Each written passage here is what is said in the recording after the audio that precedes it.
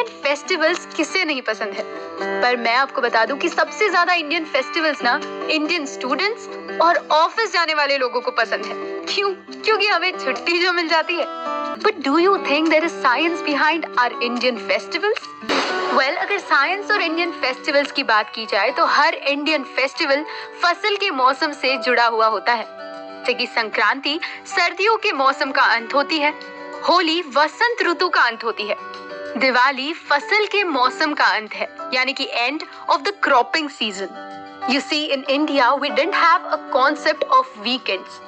तो पुराने जमाने में अपने घर से दूर काम करने वाले लोगों के लिए दिवाली एक अच्छा रीजन होता था अपने घर वालों से मिलने के लिए। आई मीन एक लॉजिकल रीजनिंग लेते हैं, ठीक है। दिवाली तब आती है जब सर्दियां शुरू होने वाली होती है और सर्दियों में शामें बहुत जल्दी ढलती है। इसी अंधेरे और इन्हीं सर्दियों से बचाने के लिए अपने राम को घर आते वक्त जंगली जानवरों से दूर रखने के लिए सारे स्ट्रीट्स पर, सारे रोड्स पर दिए जलाए जाते थे। For the rooms of the families who have been away for a purpose. और सिर्फ राम नहीं बल्कि कई सारे धर्मों के लोगों का ये मानना है कि ये वक्त काफी स्पेशल होता है। बुद्धिस्ट लोगों का मानना है कि ये वही दिन है जब राजा अशोका ने हिंसा का पथ छोड़कर शांति का पथ अपनाया। Jainism believes that this was the day when Mahavir attained his final liberation. और सिख लोगों के लिए ये वही दिन है जब गुरु हरगोबिंद जी को रिहा कर दिया गया था मुगल जेल से। और इसीलिए दिवाली को सिर्फ हिंदू फेस्टिवल नहीं बल्कि इंडियन फेस्टिवल भी माना जाता है। और दिवाली के लिए सारी सजावट के पीछे भी एक लॉजिकल रीजन जरूर है। चलिए सबसे पहला एग्जाम्पल लेते हैं, दिया जलाना। इन दियों में तेल का यूज किया जाता है जिससे कि कीड़े घर से बहुत दूर रहते हैं। हम हमारा घर अच्छी तरीके से साफ करते हैं ताकि साल में एक बार तो वो दिन आए जहाँ पर कंपल्सरीली घर की सफाई हो सके। हमारे खाने में भर भर कर घी और शक्कर डाली जाती है ताकि हमारी बॉडी आने वाले सर्दियों के लिए तैयार हो जाए। Dhanteras. Dhanteras make sense because इसका मतलब है धनवंतरी की पूजा करना, जो कि आयुर्वेद में भगवान माने जाते हैं। लक्ष्मी पूजन हमारे घर की उस लक्ष्मी को सिंबलाइज करती है जिसके वजह से घर में सुख और समृद्धि रहती है। Bhai Dooj make sense because cousins meet each other at least once in a year.